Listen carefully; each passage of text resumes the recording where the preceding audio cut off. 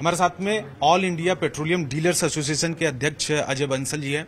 अजय जी बताइए कि आप लोगों ने स्ट्राइक कॉल किया था, उसकी क्या वजह थी और अभी क्या फैसला हुआ? देखिए, हमारा अभी स्ट्राइक कॉल तो कुछ कहीं पर उड़ी थी, ऐसी बात कॉल नहीं की थी लेकिन हाँ, ये जरूर था कि हमने कॉल करने के लिए या कॉल को समझने के लिए या उसको डेलिब्रेट करने के लिए कल एक मीटिंग बुलाई थी, जिसमें कि 22 स्टेट्स के हमारे प्रेसिडेंट और जो स्टेट्स के रिप्रेजेंटेटिव हैं वो आए थे।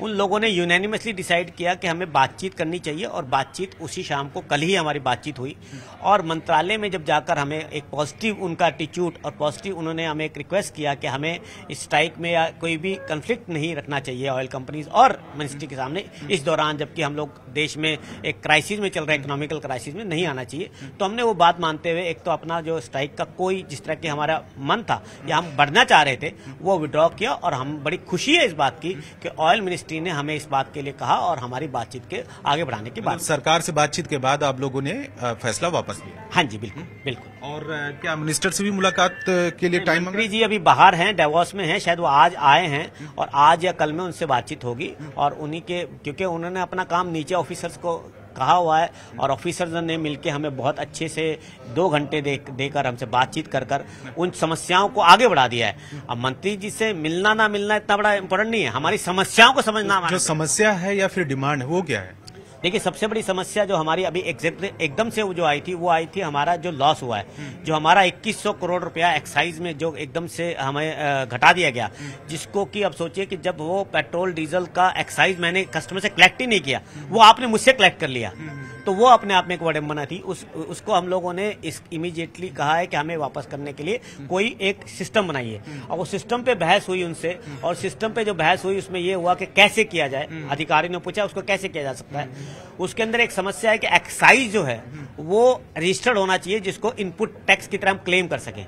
वो सिर्फ ऑयल कंपनीज कर सकती है क्योंकि वो टैक्स भरती हैं, क्योंकि फर्स्ट पॉइंट पे एक्साइज मैन्युफैक्चरिंग पे ही अप्लाई हो जाता है। तो वो हमसे oil companies will take this matter with finance ministry कि वो उनको इनपुट टैक्स क्लेम कर ले, क्योंकि उसका टैक्स कलेक्शन नहीं हुआ है एंड सोर्स पे। यानी कि सरकार ने एक्साइज कम करके जो जनता को राहत दी, लेकिन आपके लिए घाटा हो गया।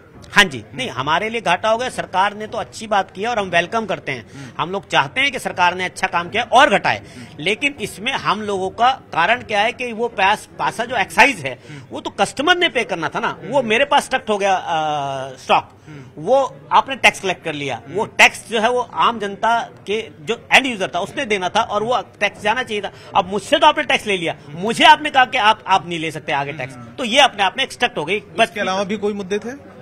इसके अलावा जो उसके बाद उससे भी बड़ा मुद्दा जो हमारा 5 साल से चल रहा है वो हमारी कमीशन बढ़ाने का है। हमारी कमीशन जो है वो पिछले 5 साल से 2017 अगस्त से नहीं बढ़ी है। हम लोगों का ये डिमांड है कि इमीडिएटली पिछले 5 साल के एरियर्स के साथ, पिछले 5 साल की जितनी भी बढ़ोतरी है उसके साथ हमारी immediately without any single day delay आप करें। उसको उन्होंने अप्रिशिएट किया और इमीडिएटली कुछ है, उनके कंफ्यूजन है कि हमारा एक सुप्रीम कोर्ट में एक केस चल रहा है, उस केस को वो सब जुडिस मानकर उसको नहीं देख रहे हैं। अब हमारा उन्होंने एक मीटिंग कराकर ऑयल कंपनी से एक रास्ता खोलकर इसको तुरंत करने के लिए पहल की है मिनिस्ट्री ने और मुझे लगता है कि वो हो जाएगा। जीएसटी का भी मुद्दा था? जीएसटी के लिए तो हम बहुत दिनों से कह रहे हैं कि ऑल इंडिया में जीएसटी जो है वो 1 नेशन 1 रेट के थ्योरी पे इमीडिएटली जीएसटी में लाना चाहिए पेट्रोल डीजल को, और इसके अंदर हमें जो भी दाम है वो कम कर इसको तुरंत जो है हमारे डीलर्स को सबसे बड़ी कोई नुकसान होता है किसी चीज का जो कि 2100 करोड़ से भी ज्यादा का है, वो है हमारे over the night petrol pump zero sale पे आ जाते हैं। उड़ीसा के साथ बंगाल महंगा हो गया तो वो उड़ीसा वाला मर गया, उड़ीसा महंगा हो गया तो इसलिए वो सब चीजें आपकी वहां पर हमारी जो 1 नेशन 1 रेट थ्योरी पर वो आपको इमीडिएटली करनी चाहिए। जीएसटी में लाने के लिए सभी जीएसटी में ना होने की वजह से, शामिल ना होने की वजह से, खास करके आप कह रहे हैं कि जो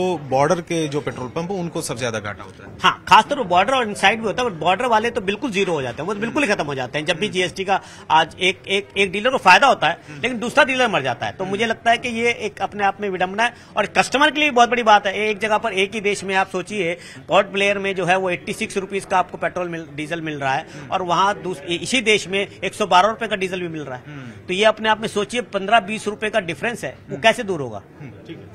शुक्रिया हमसे बात करने के लिए। कैमरामैन दिनेश देवरी के साथ रवि सिंह, दिल्ली, न्यूज़ 18 इंडिया।